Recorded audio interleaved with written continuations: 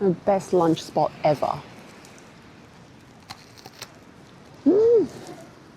Nature is incredible. Like, nature is so beautiful.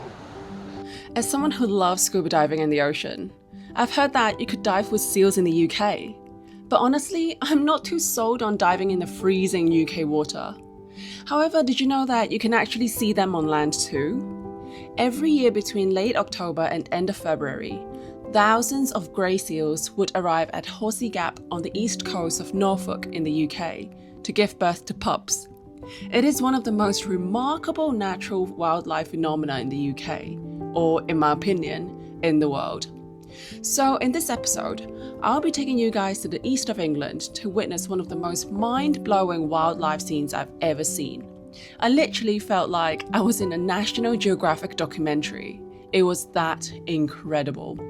So make sure to stay until the end of the video and hope you guys enjoy this.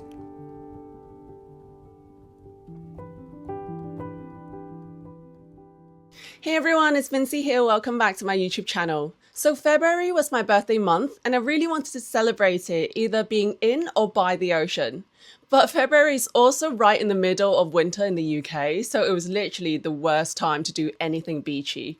So one evening I was Googling for seaside places to explore in the UK and I randomly came across this travel group that was going on a seal tour. I had absolutely no idea that you could see seals on land in the UK at the time, and of course I jumped onto one of the last available spots on the tour, and it turned out to be the best birthday present I'd ever given to myself. So Horsey Gap is on the east coast of Norfolk in England. Getting there could be a bit difficult if you don't have a car, since the closest bus stop is a 45 minutes walk away from the beach. And because of how remote it is, not many people know about it. I don't drive in the UK and I was really lucky to have come across this travel group who was doing their last seal tour of the season. So we rented a coach together, shared the cost, and drove there for the day. Driving to Horsey Gap from London took about 3.5 hours. It was quite a cloudy day, but if you know anything about the UK weather, we were very lucky that it didn't rain and actually had a bit of sun towards the end. We're going to be departing from the coach in a minute. So you'll depart first, go straight to the pub, do your food orders, use the toilets in the pub. Our coach stopped by Nelson Head Pub, which was a 15 minutes walk from Horsey Gap Beach. It was one of the most uniquely decorated UK pubs that I've ever been to. I will show you guys more of the pub towards the end of the video when we stopped by for a late lunch. The walk to the beach was stunning. We were surrounded by open grasslands and fields. The path was quite muddy in certain spots, and I was really glad that I was wearing proper walking boots. So if you're planning on going there, I would recommend wearing either wellies or walking boots, since you'll be in the British countryside roads, and depending on the weather, it could get very muddy. When you get to the top, you see that gap? Yeah. Gap ahead. Go up on the sand dunes and turn left and go that way, and that's where you'll see all the seals. Oh, and that's where the wardens are. Thank you. We're finally at the entrance to the beach. Here you will see some signs introducing the grey seal colony and rules to follow when you're around the seals. It is highly recommended to stay at least 10 meters away from the seals, especially the pups. There's a volunteer organisation called the Friends of Horsey Seals, and they counted that 3,245 pups were born this season. This makes Horsey Gap the home to one of the largest grey seal colonies in the UK. Yeah, this place is stunning. First, we went up to the sand dunes, and I don't know if you can tell from here how excited I was the moment I saw the seals down on the beach.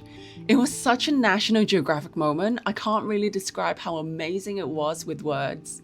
If you go in November or December, which is the peak of the pupping season, the beach area will be closed to protect the seals and their pups, and you can only view the seals from the sand dunes up here.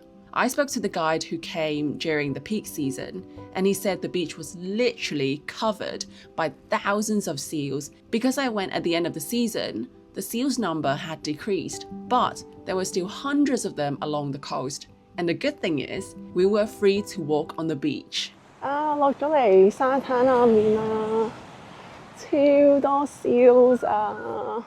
So I spent the next 3 to 4 hours just walking along the coast, There were groups of seals dotted along the beach and some were swimming in the ocean. I noticed that the small pups were the most active ones and they were all very curious. Whenever I stopped to take some footage of them, it was like they were flexing and posing for the camera. It was so cute. Oh. One of the most entertaining things that day was watching how the seals moved on land. They flopped around on their bellies. It looked incredibly difficult for us humans, but they can actually move so fast doing that. It was amazing. And they just looked so squishy and cute.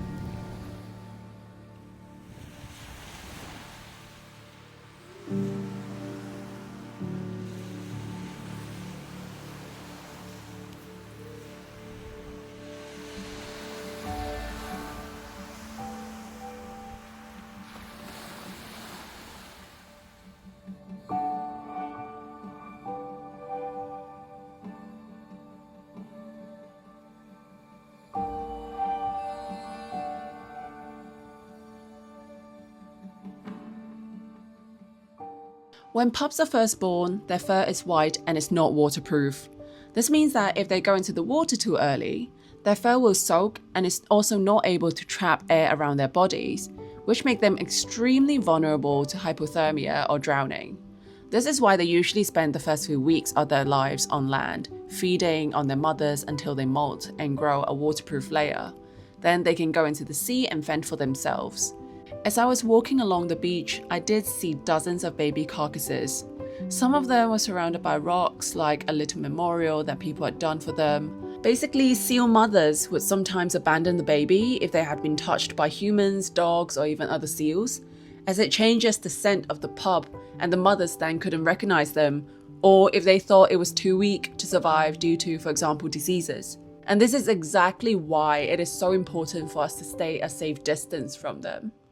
咁我啱啱停低咗去食 lunch 啦，跟住望下我個 lunch spot view 喺後面，咁有百幾隻燒咋。哦，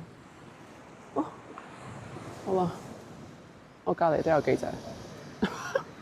我呢個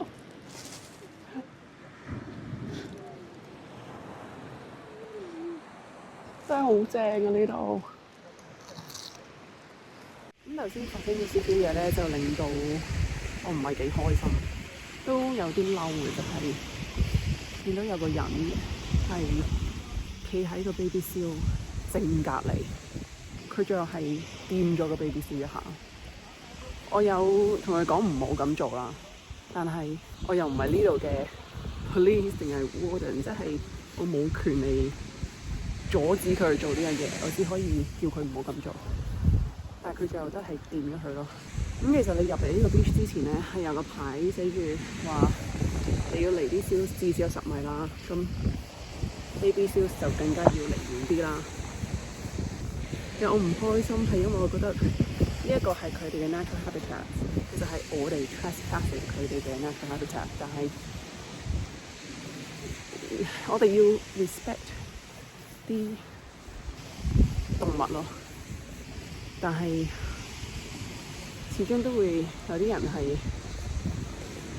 唔會去理呢樣嘢啊，所以就原來我今日有啲唔係幾開心。我希望大家如果嚟到呢度啦，或者其實你去邊度睇啲 wildlife animals 都好啦，真係 respect 佢哋嘅 space 咯。All in all, I still can't believe I never knew about this amazing natural phenomenon until now. especially given that I actually lived in Norfolk for 2 years.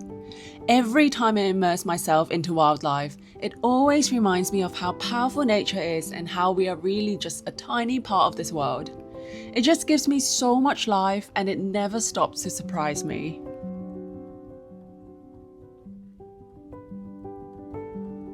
After a few hours on the beach, we went back to Nelson Head pub and had a very late lunch. Honestly, I enjoyed my time with the seals so much that I could have stayed on the beach for much longer.